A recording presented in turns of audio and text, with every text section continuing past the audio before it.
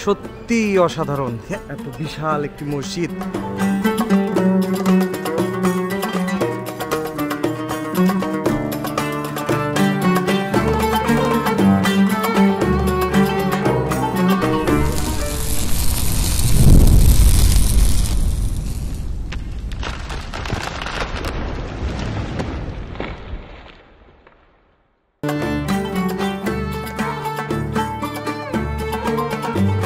কলকাতার আনাচে কোনাচে ছড়িয়ে ছিটিয়ে আছে ইতিহাসের অগণিত চিহ্ন, রয়েছে নানা রঙের সংস্কৃতি আর স্থাপত্য শিল্প। আমি আজ আপনাদের দেখাবো কলকাতার বড়বাজারে অবস্থিত মুসলিম অধ্যুষিত এলাকার সবচেয়ে প্রাচীন এবং বিখ্যাত নাখোদা মসজিদ। মা এবং ছোট বোনকে নিয়ে এসেছিলাম কলকাতায় চিকিৎসার জন্য, তাদেরকেও সঙ্গে নিয়ে নিলাম এর সাক্ষী করার উদ্দেশ্যে।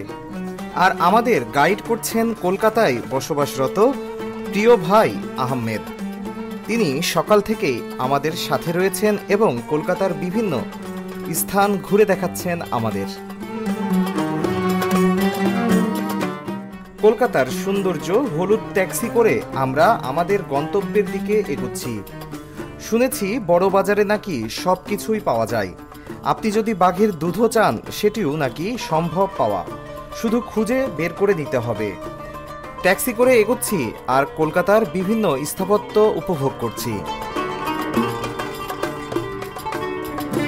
জাকারিয়া স্ট্রিট এবং রবীন্দ্র সরণির সংযোগস্থলেই রয়েছে কলকাতার প্রধান মসজিদ, যার নাম নাখোদা মসজিদ। বড়বাজারের সবচেয়ে বড় মসজিদ জন্য একে বড় মসজিদ নামেও ডাকা হয়। বড়বাজারের সে রাস্তার পাশেই উকি দিচ্ছে সেই নাখোদা মসজিদটি, যা দেখে আসলেই চোখ জুড়িয়ে যাচ্ছে।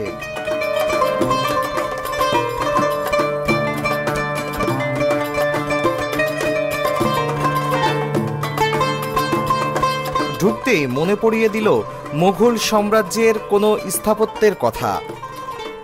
আসলেই সত্যি অসাধারণ মসজিদের চিত্র।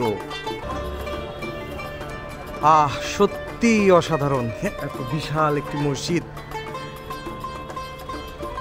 আসলে এই মসজিদটি যে অনেক প্রাচীন, আর এরকম একটি মসজিদ আমার বাংলাদেশে মনে হয় না আছে। এই মসজিদের 3 তলা এবং 4 তলা এতটাই বড় যে ঈদের দিন লক্ষাধিক মানুষ নামাজ আদায় করেন বলে জানা যায়। এছাড়াও জুম্মার দিন প্রায় 10 থেকে 15,000 মানুষ নামাজ আদায় করে থাকেন। আর রমজান এলে এই মসজিদের সাজ হয় দেখার মতো। দুপাশের রাস্তায় বসে বাহারি ধরনের ইফতারের আয়োজন। এই মসজিদটি নির্মাণ করেছিলেন কুচ্চি মেমন জামাত নামের গুজরাটের কচ্ছ অঞ্চলের সুন্নি মুসলমান সম্প্রদায়ের একটি দল।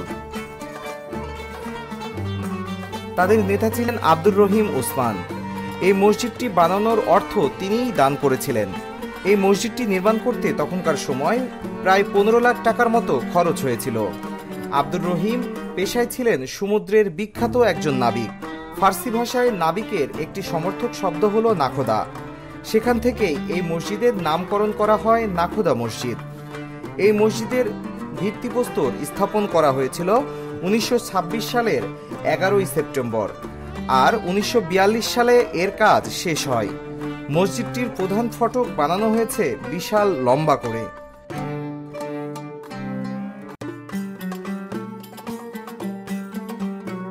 মসজিদটি রয়েছে 1 গম্বুজ, 2টি বড় মিনার আর 25টি ছোট মিনার।